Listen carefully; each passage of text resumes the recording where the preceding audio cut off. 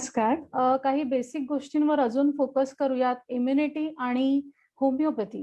तर immunity exact कशी आपण डेव्हलप करू शकतो आणि प्रिव्हेन्शन आपण कसं अचीव्ह करू शकतो आणि जास्तीत जास्त आपण आजारी न पडणं आणि दुसरी गोष्ट पडल्यावरती काय होमिओपॅथीचा जो आपण उपचार कशा पद्धतीने आपण होमिओपॅथिक डॉक्टर शोधला पाहिजे किंवा कोणत्या वेळेस आपण त्यांच्याकडे अप्रोच केला पाहिजे, अशा काही बेसिक गोष्टींवरती आज मी आता हायलाइट करत आहे. तर बेसिकली इम्युनिटी रोगप्रतिकार शक्ती साधारण 3 प्रकारच्या असतात. एक इनेट असते, इनेट म्हणजे इनबॉर्न जन्मतः. एक असते अडॅप्टिव्ह म्हणजे जी आपण प्रत्येक वातावरणामध्ये आपलं शरीर जेव्हा अडॅप्ट होत असतं तेव्हा आपली जी इम्युनिटी बनते ती. आणि तिसरी जी आहे ती पॅसिव्ह. पॅसिव्ह म्हणजे आपण कुठून तरी बॉरो करतो. Generally for example mother's milk मधून लहान बाळाला अँटीबॉडीज क्रिएट करून त्याची इम्युनिटी वाढवण्यासाठी मदत करते. तर अशा काही बेसिक गोष्टी आहेत. अपार्ट फ्रॉम दॅट आपलं रुटीन कसं आहे, आपली झोप, आपलं खाणं, आपले विचार, इव्हन स्ट्रेस किंवा फिअर, ह्या सुद्धा गोष्टी तुमची इम्युनिटी डाऊन करायला म्हणजे मदत करतात. किंवा काही इन्फ्लेशन असतं, सडन ट्रॅव्हलिंग किंवा सडन नाईट वॉचिंग म्हणजे रात्रभर जागरण करणं किंवा अति खाणं, असे काही आजार जे म्हणजे अशा काही ज्या गोष्टी आहेत त्यामुळे सुद्धा आपली इम्युनिटी कमी होऊ शकते. आता दुसरी गोष्ट यामध्ये होमिओपॅथीचा प्रिव्हेंटिव्ह रोल काय येतो, की होमिओपॅथिक औषधं ही बेसिकली काही प्रिन्सिपल्सवर आधारित आहेत. जनरली आपण त्याला म्हणजे 7 कार्डिनल प्रिन्सिपल्स असं आपण म्हणतो. त्यातला पहिला प्रिन्सिपल आहे हा लॉ ऑफ सिमिलिमम. सिमिलिमम म्हणजे लाईक क्युअर्स लाईक, जसं काट्याने काटा काढतो. तर आता आपल्याला माहिती आहे की कोविड-19 हा व्हायरस डिसीज आहे आणि हा इम्युनिटीवरच हा आघात करतो. त्यामुळे इम्युनिटीलाच फोकस करणं हे आपलं प्रायमरी एम आहे. त्यामुळे हा प्रिन्सिपल इथे अप्लाय होतो. दुसरा प्रिन्सिपल आहे लॉ ऑफ सिम्प्लेक्स.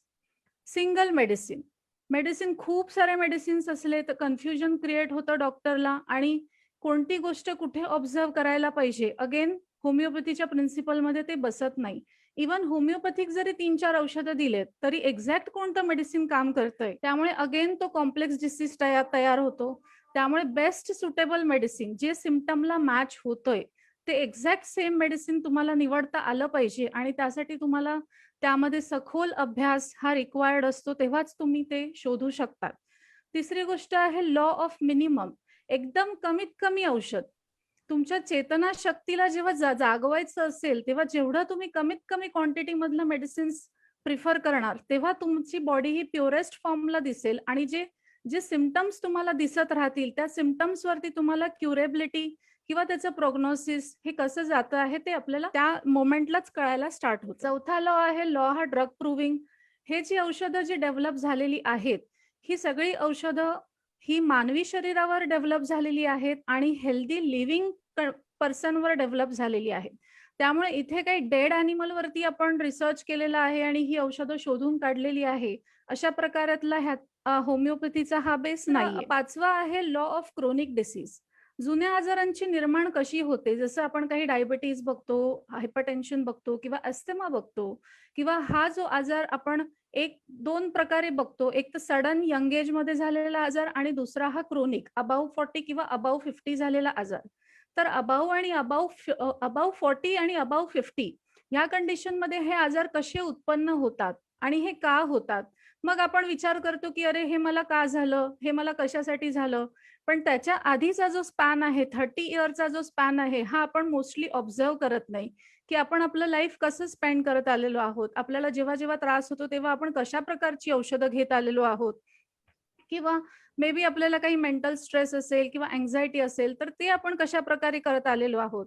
तर जेव्हा डॉक्टर हॅनिमन यांनी क्रोनिक आजारांवरती जेव्हा रिसर्च केला आणि त्यांनी हे बघितलं की लोक बरी होत नाहीये, लोक सारखी सारखी आजार घेऊन माझ्याकडे येत आहेत, तेव्हा त्यांनी ही सिस्टीम शोधलेली आहे आणि त्यांचा प्रयत्न हा होता की वारंवार लोक आपल्याकडे आली नाही पाहिजे. आणि लास्ट 6वं प्रिन्सिपल आहे लॉ ऑफ व्हायटल फोर्स.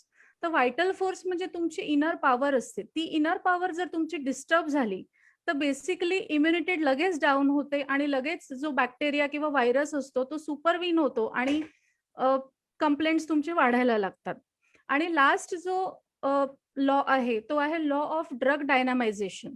आता त्या ड्रग डायनामायझेशनला आपण पोटेंटायझेशन म्हणतो. पोटेंटायझेशन म्हणजे काय की एखाद्या छोट्यातल्या छोट्या केमिकलचा किंवा नॅचरल केमिकल, आता त्याच्यामध्ये काही ॲनिमल्स पार्ट आहेत, त्याच्यामध्ये काही प्लांट पार्ट आहे किंवा त्याच्यामध्ये काही मिनरल्स आहे, तर ते कमीत कमी मात्रामध्ये त्यांची क्वांटिटी जास्त न घेता क्वालिटी इम्प्रूव्ह करून काही त्यांची उदाहरण आता मी तुम्हाला सांगते, की जसं सिलिका आहे. सिलिकेचं काही एक्झाम्पल बघतो आपण, की वाळूची टेंडन्सी काय असते, की ती पाण्यात गेल्यानंतर ती बाहेरच येते.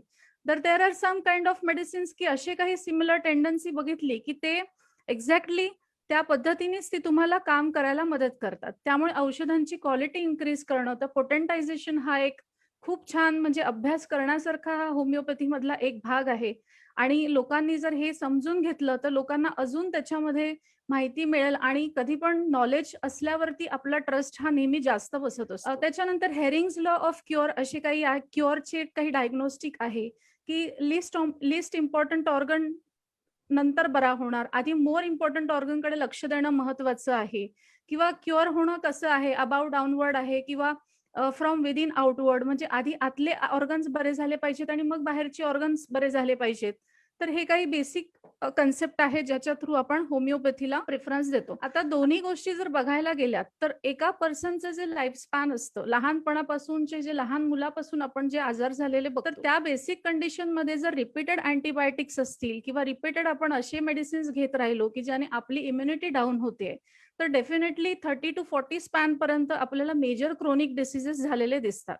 पण त्याच कंडिशनमध्ये जर आपण डे टू डे इलनेससाठी जर आपण होमिओपॅथिक मेडिसिन्सचा वापर केला, तर बरेचसे आजार हे आपल्याला होणार नाही आणि तिकडे आपली इम्युनिटी डाऊन होणार नाही किंवा इम्युनो कॉम्प्रोमाइज स्टेटला आपण जाणार नाही आणि बरेचसे स्टिरॉइड्स म्हणा किंवा डिपेंडंट मेडिसिन्स म्हणा, हे आपण तिकडे प्रायमरी प्रिव्हेन्शन आपण हे अचीव्ह करू शकतो. आता कोविडमध्ये बेसिकली तुम्हाला कोणताही एक व्हायरस जेव्हा तुमच्या बॉडीमध्ये जातो किंवा एक फॉरेन एंटिटी जेव्हा तुमच्या बॉडीमध्ये एंटर करते, तेव्हा तुम्हाला 4 प्रकारचे सिम्प्टम्स हे दिसतात. ज्याला आपण म्हणतो की रेडनेस असेल, पेन असेल, स्वेलिंग असेल किंवा इन्फ्लामेशन असेल. तर किंवा टेम्परेचर हे बेसिक आपण बघतो की ताप येणं म्हणजे हीट बॉडीमध्ये प्रोड्यूस होणं. तर हे जेव्हा 4 सिम्प्टम आपण बघतो आणि ह्या 4 सिम्प्टमला जेव्हा आपण होमिओपॅथी अप्लाय करतो, तेव्हा विदिन 12 अवर्समध्ये तुमचे सिम्प्टम्स अग्रावेट होतात. त्यामुळे बरेचसे पेशंट इथे घाबरायला पेशंटची सुरुवात होते, की आता टेम्परेचर एवढं आहे, मी होमिओपॅथिक डॉक्टरकडून औषध घेऊन आलो आणि हे ताप कमी होण्याच्या ऐवजी हा ताप वाढतोय. आणि मग पेशंट्स तुम्हाला सारखे फोन करतात, "अहो डॉक्टर, हा ताप आता वाढलेला आहे. मग आता ह्या कंडिशनमध्ये काय करणं?" तर सगळ्यात पहिले त्यांची भीती घालवणं आणि त्यांना सांगणं, की नाही, हे प्रिन्सिपल्स आहेत. ह्याच पद्धतीने तुमचा हा ताप कमी होणार आहे. आता ताप वाढणं हे तुमचं शरीराचं इम्युन सिस्टीमचं एक साईन आहे. म्हणजे तुमचं फाईट करण्याची एक क्षमता, जसं WBC म्हणतो आपण किंवा WBCs येतात आणि सैन्य बनून तुमच्या शरीराला वॉर क्रिएट सिच्युएशन होते आणि वॉरची जी हीट असते दॅट इज काइंड ऑफ की तुमच्या बॉडीमध्ये तापाचे सायन्स दिसायला चालू होतात. मग आता ह्या तापासाठी किती काळ थांबलं पाहिजे? तर साधारण तुम्ही 7 ते 8 तास किंवा 12 तास तरी तुम्ही दिले पाहिजेत. का? कारण तुमची बॉडी स्वतःहून जेव्हा रिॲक्ट करणार तेव्हा ती 100% ओरिजिनली प्युअर फॉर्ममध्ये ती त्याला कमी करण्यासाठी मदत करते. आता त्या तापामध्ये काही बेसिक गोष्टी आहेत, की जसं आपण रूम गरम झाली आहे तर आपण एसी लावतो. It is same kind of तुमची बॉडी जर गरम झाली आहे तर तुम्ही बॉडीला 2-2 तासांनी स्पंजिंग करा. जसं आपण एखादा म्हणजे थंड प्रदेशात जातो तर आपण काय करतो, हीटर लावतो किंवा बॉडीला थर्मोस्टॅटिक बॅलन्स मेंटेन करायचा आपण ट्राय करतो. इट इज सेम वे जेव्हा मेडिसिन्स म्हणजे मेडिसिन्स दिल्यानंतर जेव्हा फीवर वाढतो, तेव्हा तुम्ही थर्मोस्टॅटिक मॅनेजमेंट ही तुम्ही लगेच स्टार्ट करायला पाहिजे, की जेणेकरून तुमच्या बॉडीचा थ्रेशोल्ड जो आहे तो आउट होणार नाही आणि तिथे दुसरे तुम्हाला सिम्प्टम्स दिसणार नाही. तर काही ह्या फीवर मॅनेजमेंटच्या ह्या टेक्निक्स म्हणजे होमिओपॅथी ट्रीटमेंट करताना ह्या आपल्याला उपयुक्त ठरतात. आता त्यामध्ये 2 गोष्टी एक ऑब्झर्व्ह करण्यासारख्या असतात, की बऱ्याच वेळेस तापाचा पीक जेव्हा वाढतो, तेव्हा तापाचा पीक हा कंटिन्युअस नसतो. सकाळी 10 वाजता 102, 103 ताप आला, डॉक्टर कालच्या दिवशी परत मला 6 वाजता संध्याकाळी किंवा 5 वाजता परत ताप तेवढा वाढला, परत रात्री 10 वाजता परत तेवढा ताप वाढला. तर दुसऱ्या दिवशी डॉक्टर काय बघतो, की तापाच्या पीकमध्ये फ्रिक्वेन्सी किती कमी झालेली आहे. 104 वरून हळू तो 102 वर आलेला आहे, हळू तो 99 वर आलेला आहे आणि मग हळू तो 98% वर येतो. जसं आपण पॅरासिटामॉल घेतो, की नाही, मी ही टॅबलेट घेतल्या-घेतल्या विदिन हाल्फ एन अवर मी कंप्लीटली 98 ला जाईल. तिथे या सिस्टीममध्ये तुम्हाला हे असं बघायला मिळत नाही.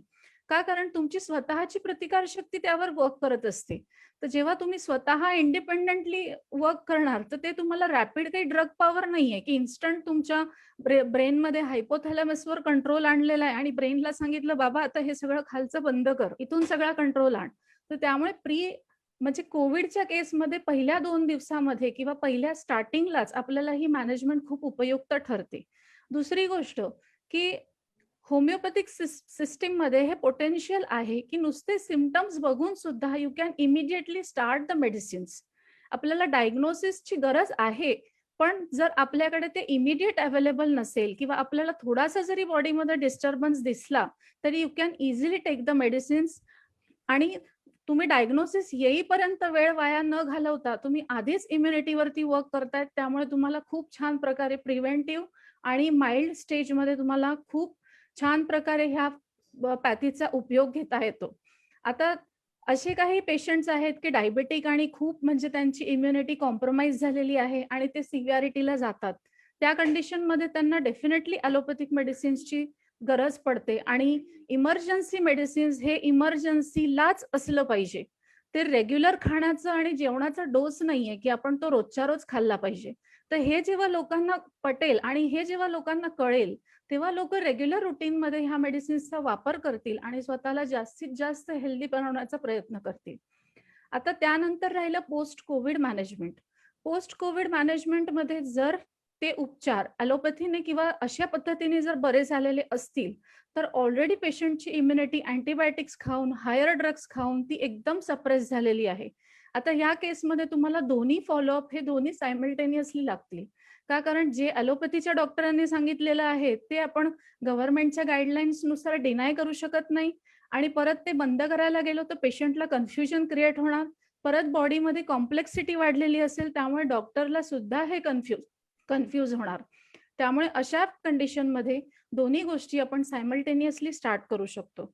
आता काही कॉम्प्लिकेशन्स हे मेडिसिनच्या हाय डोसच्या साईड इफेक्टमुळे सुद्धा झालेले असतात किंवा इम्युनिटी खूप डाऊन झाल्यामुळे सुद्धा झालेले असतात. तर त्या गोष्टींसाठी आपल्याला बरं होण्यासाठी जेव्हा आपण होमिओपॅथीचा सपोर्ट घेतो, अगेन त्यावेळेस सुद्धा होमिओपॅथी इम्युनलाच प्रिफरन्स देते. फक्त दोन्ही मेडिसिन साथ एकत्र चालू असल्यामुळे इम्युनिटीला आणि त्या त्या आजारांना बरं होण्यासाठी परत आपल्याला तेवढा वेळ द्यावा लागतो. त्यामुळे बॉडी हे जास्तीत जास्त कॉम्प्लेक्सिटीमध्ये जर आपण ठेवली नाही, तर आपण उलट क्युअर हा जो टर्मिनॉलॉजी आहे, हा आपण जास्त फास्ट प्रमाणात हा आपण अचीव्ह करू शकतो. त्या गोष्टीसाठी मी साधारण एक छोटीशी गोष्ट सांगेल, की जसं एक कलर आहे, त्या कलरमध्ये आपण मल्टिपल कलर ॲड करतो. मग आपल्याला कळत नाही, की नक्की हे कोणते कोणते कलर झाले. त्यामुळे बॉडीला एक्झॅक्ट प्युअरेस्ट फॉर्ममध्ये तुम्ही जेवढं ठेवणार, तेवढी तुमची बॉडी तुम्हाला सिस्टीम शो करत राहील आणि ते तुमचे सायन्स आहेत, तर ते सायन्स तुम्ही न हाईड करता अशा काही ज्या सपरेशनच्या थिअरी वगैरे ज्या होमिओपॅथीमध्ये एक्सप्लेन केलेल्या आहेत, तर त्या जर लोकांनी वाचायला आणि आवडीने एक हेल्थ म्हणून जर त्यांचा अभ्यास करायला सुरुवात केला, तर डेफिनेटली त्यांना अजून ह्यातून काय बेनिफिट घेता येईल हे नक्की कळेल आणि जे काही तुम्ही ओळखीचे डॉक्टर असतील त्यांच्याकडे तुम्ही अशा वेने एक अप्रोच करू शकतात आणि छोट्या-छोट्या दैनंदिन जीवनांसाठी तुम्ही प्रिव्हेंटिव्ह म्हणून आधीपासूनच स्टार्ट करा आणि prevention is better than cure. जे आपण आता कंडिशन बघतोय आणि मग हे झालं होतं, ते झालं होतं, मग असंही झालं, मग तसंही झालं आणि जी कॉम्प्लेक्सिटी क्रिएट झालेली आहे, तर कॉम्प्लेक्सिटी कमीत कमी करण्याचा प्रयत्न करूयात. तर curing illness is even a part of म्हणजे बेटरमेंट अँड प्रिव्हेन्शन. हे तुम्ही वेलनेस थ्रू पण अचीव्ह करू शकतात आणि मेडिसिन थ्रू पण अचीव्ह करू शकतात. धन्यवाद.